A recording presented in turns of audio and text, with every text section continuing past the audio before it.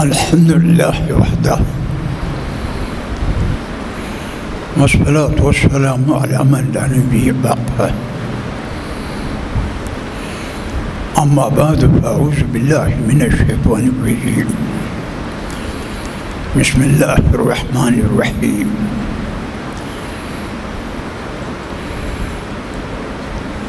وعلى الله فتوكلوا إن كنتم مؤمنين صدق الله العظيم. درود شریف ہوئے.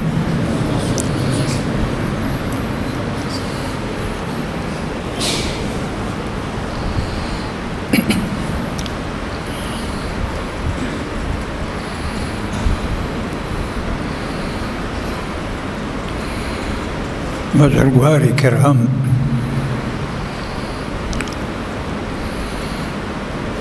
اللہ پاک فرمائی دی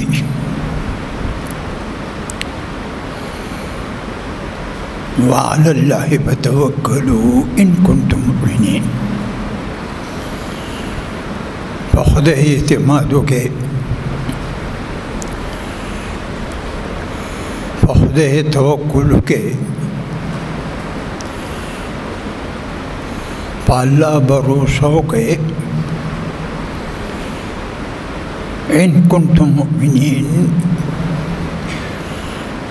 کتاسو مومنان یہ دجیت مبارکنا دا خبر معلوم شوا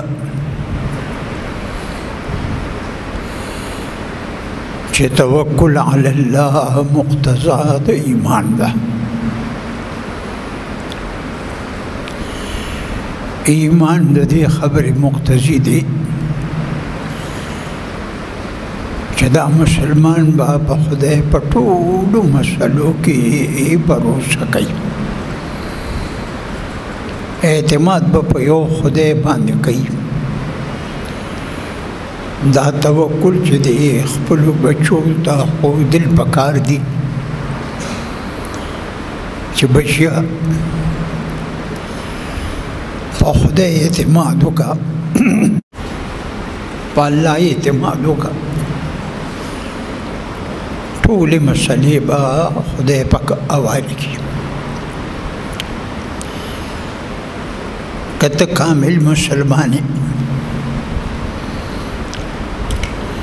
نو پا خدای بھروسہ پتا پرزدہ دا کمال ایمان دا تقاضا دا چه دی با یو خدای اعتماد کئی پٹول مسئلوں کی.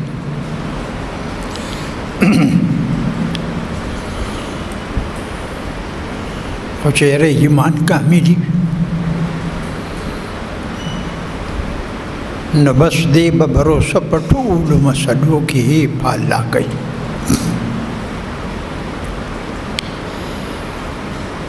یو عالمون خپل زوی ته د توکل طریقه ښودله. د اعتماد او د بھروسې په خدای د دې طریقه ښودله. دا ورکوټي زوی یو مور ته ولوي چې دغه المارۍ کې ډوډۍ کېده، خوراک او څښاک پکې کېده، چې دا ماشوم ته نه خوراک او څښاک غواړي نو ته ورته ووایه چې دغه المارۍ ته ورشه، د الله نه خوراک او څښاک وغواړه.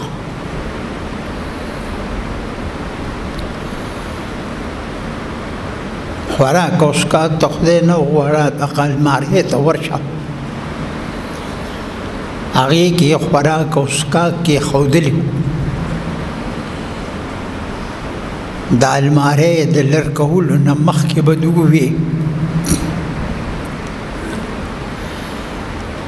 چې یا الله ما ته خوراک او څښاک راکړي. المارۍ به یې لرې کړه چې وکتل خوراک او اسکاک په پروت و. خوراک او اسکاک به یې وکړ. مور ته به یې راغی چې خدای پاک ماله خوراک او اسکاک راکړ. الله ما ته خوراک او اسکاک مکمل راکړ. بیا به راغی مورې خوراک او اسکاک راکړه. هغې به ورته ویل المارۍ ته لاړ شه د خدای نه خوراک او اسکاک وغواړه. هلته چې به دې لاړو المارۍ د لرې کولو نه مخکې به یې خدای ته ووایي خدایه ګوره د توکل علی الله یې جوړو. ما له خوراک اسکاک راکړه چې به یې کتل المارۍ به یې لرې کړه په هغې کې به ډېرې ورځې داسې ووتې.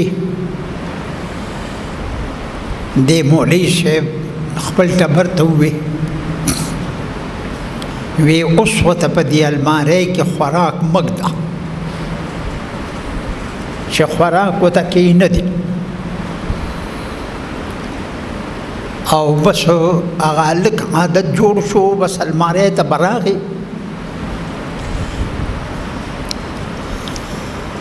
او وی به الله ماله خوراک او اسکاک راکړه چې المارۍ به یې لرې کړه. خوراک په پکې و او مور یې پکې نو ایښودی. بس کله چې به وږي شو المارۍ ته به راغی او د الله نه به یې خوراک او اسکاک وغوښتېدو. هغې کې به عایشه بیبي فرمایي توکل جوړ شو. عایشه بیبي فرمایي چې رسول الله مبارک وفات شو او زما په تاخ کې څه اوربشې وې. هغه وخت کې د اوربشو ډوډۍ وه. هغې نه به منګه ما به خادمې ته ووایي چې ورشه د هغې نه اوربش راواله میچن که. مصر کې به ترې والوتېدل. بیا به غم واخل او ښکلې ډوډۍ به م ترې پخه کړه. د اوربشو ډوډۍ د معدې دپاره ډېر اوچته ده. د غنمو ډوډۍ ډېره سخته طاقتوره ده او د اوربشو ډوډۍ طاقت هم دی پکې او د معدې دپاره ډېره زیاته مفیده ده، پیدمنه ده، قبض زایله کوي. بس هغه وی ډېره موده تېره شوه، موږ به د هغې تاخ نه دانې راغېښتلې او میچنکولې به مې. وی یو ورځ ما خادمې ته وویل چې کیلي ته دا پیمانه کوې چې موږ پیمانه کړي هغه ختم شو. بیا عایشه فرمایي که موږ پیمانه کړې نه وي نو ډېره موده به پرې تېره شوې وه. خدای ته څه ګران دي؟ شی ورته ګران نه دي. د الله په جناب کې څه ګران نشته، هر شی ورته آسان دی، خو ته پې اعتماد وکړه. عمرو بن العاص مبارک فاتح ته مصر، صحابي مبارک په مصر کې هلته دی د عمر صاحب مبارک د طرف نه گورنر و.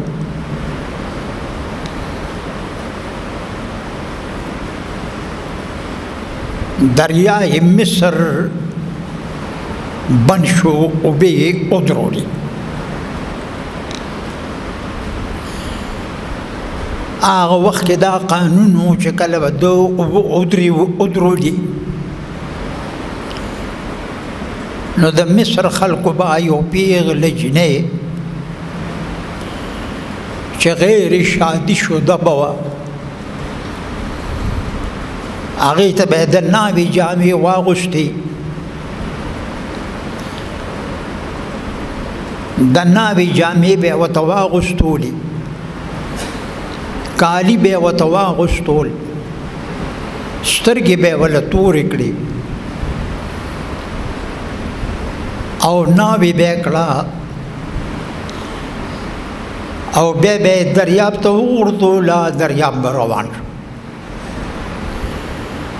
دی چې به ودرېدو نالې به روانېدو چې یو جنۍ به یې غوښتله په دغه طریقه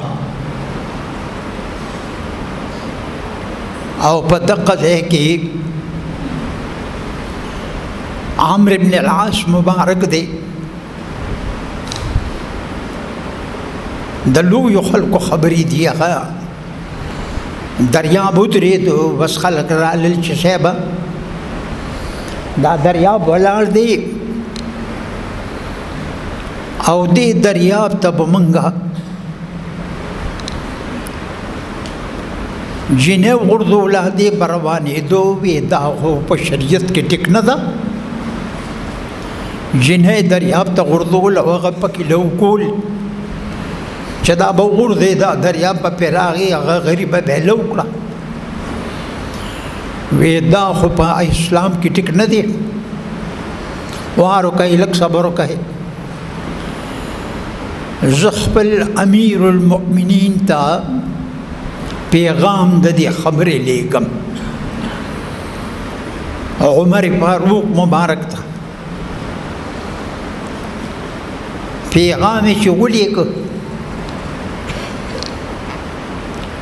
کوم استادي چې لاړل عمر صاحب هغوی ته ویې چې دا خو ناروا کار دی چې جنۍ ورته غورځوي. عمر صاحب مبارک په خپلو لاسو یو کاغذ ولیکه من جانب عمر الى دریای مصر، دا خط د جانب د عمر صاحب نام دریاب د مصر ته. دا ټکي پکې لیکلي وو چې سړی سم مسلمان شي. عمر صاحب دی یو خو زمونږ اسلام دی نو دا کمزوري دی، صحابو د ګرمۍ د وجې نه د جمعې مونځ نه دی قضا کړی. یوه دا بدعت ته را جوړ کړی دی، د ګرمۍ د وجې نه صحابو د جمعې مونځ نه دی قضا کړی. دا درته وایم چې رسول الله فرض مونځ بې د جمعې نه چته کړی دی نه، که کوم ته قضا شوی دی هغه هم په جمع کړی دی. که مونځ د رسول الله نه قضا شوی دی هغه هم په جمع کړی دی.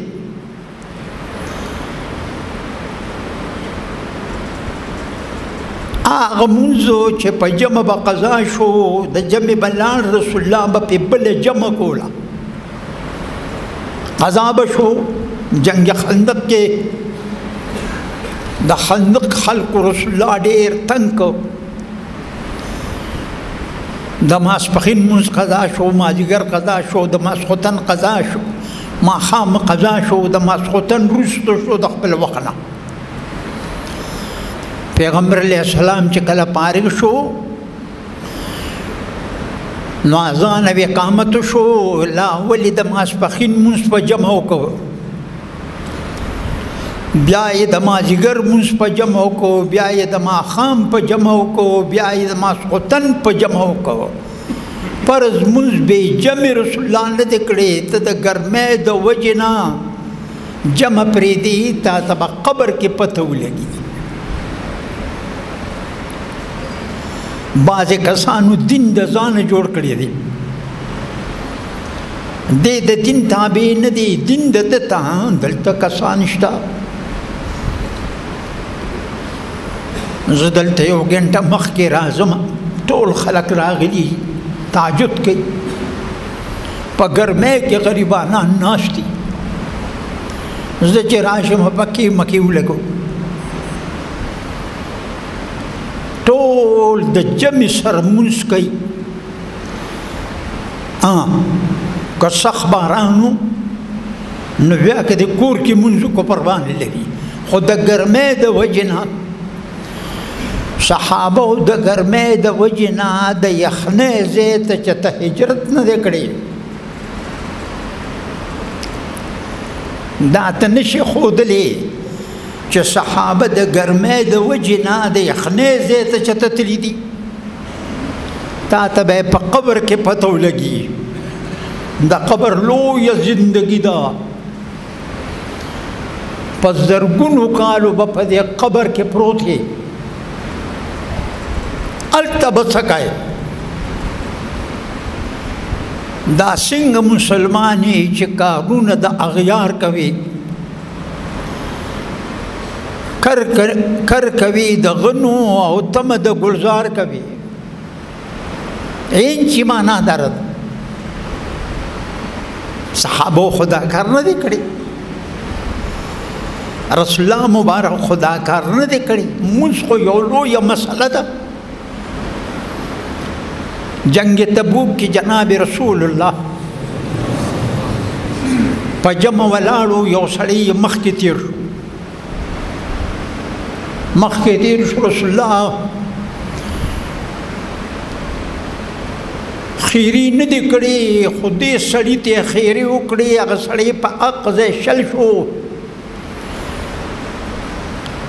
هغه سړي نه چا تپوس کوي دا څنګه شلې وې زه د رسول الله په مخ کې تیر شوم بیا په دې ځمکو په دې خپو باندې په دې ځمکه نیم ګرځېدلې د منزل لویه مسله ده د مانزه په دین کې عظیمه مسله ده ما ستاسو خدمت کې عرض کوو چې دې زمانه کې څه مسلمان دی د خدای حکم د خپو د لاندې کوي یو نه دی روړه یو کس نه دی ډېر کسان شته لیکن د هغې په دا غډیرو نه ډیر زیاتو په دقه سختۍ ګرمۍ او یخنۍ کې څه منځونه په یخنۍ کې لاړل څه په ګرمۍ کې لاړل کله جمع پاتې کېږي د یخنۍ د وجې نه یو کس نه دی ډیر دی او کله د ګرمۍ د وجې نه نه دا څنګه مسلمان دی دا مسلمان څه شی نه دی دته به پته په قبر کې ولګي